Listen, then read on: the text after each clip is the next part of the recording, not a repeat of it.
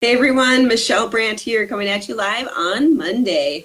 Today's topic is how to get your offer accepted as a buyer in this crazy seller's market. I'm sure that a lot of you know out there, if you're actively buying or even if you're hearing things on the street, people are really getting multiple offers frequently.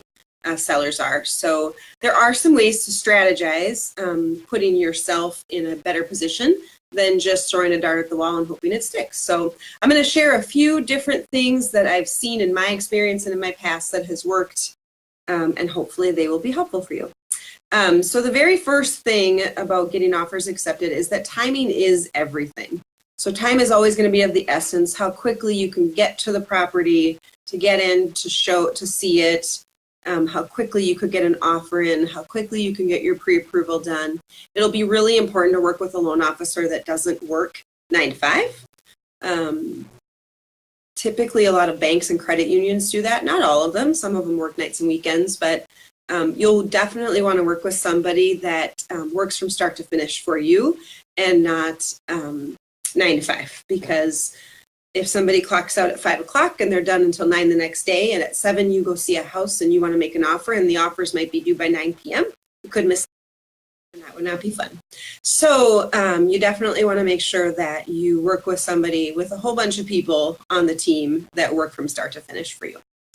The next thing I would say, the next little tip I have is that loan options or types of loan options are definitely important to sellers and listing agents. So I would guess to say, or I would venture to say it to be true, that if a seller and the listing agent had two side-by-side offers they were comparing, and one was conventional 3% down and one was conventional 20% down, it would probably be a little bit easier for the seller to accept the 20%.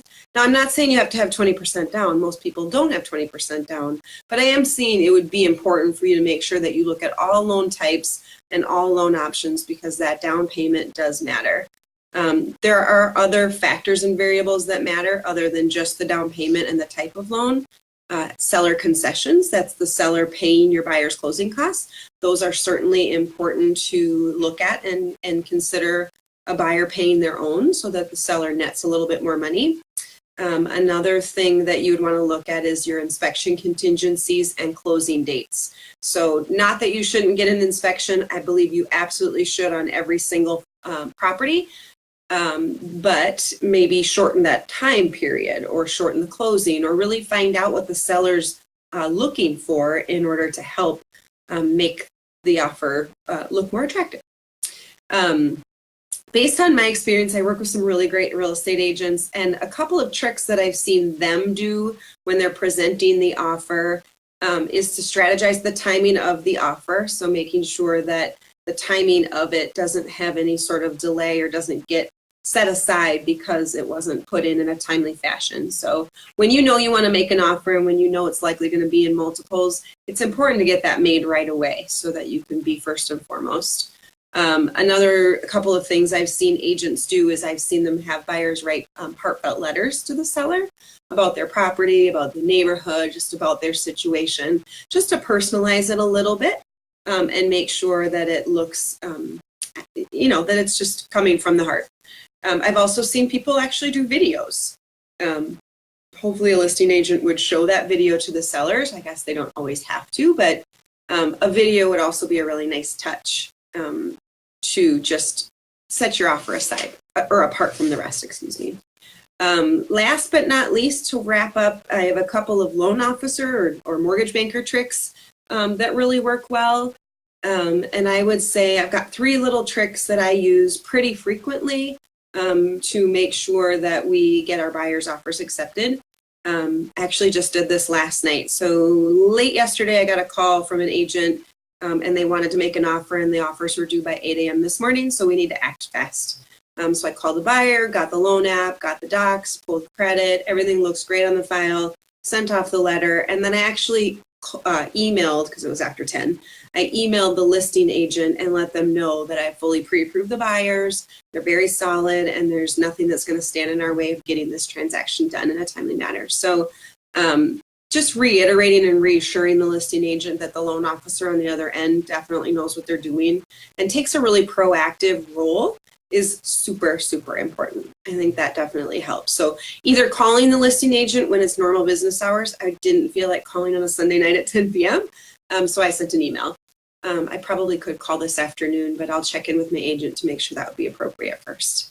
Another thing that's really important is having a local loan officer presence. So if you find a internet company, the chances are pretty good that the seller and seller's agent are not going to appreciate that because the customer service is pretty low and it just might not go smooth and seamless. So having a local lender presence is super, super important. And working with someone that has a great reputation in the neighborhood or in the area.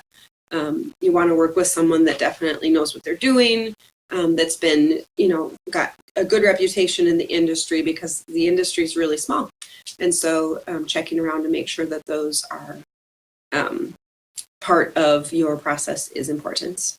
And then the last thing that I would say that's been important to me is just having a team to back up the loan officer or mortgage banker. So if I'm out of the office or if I'm unable to get to something, I've got 2 people constantly checking my voicemail and email to make sure that in this market, our buyers get first and foremost attention.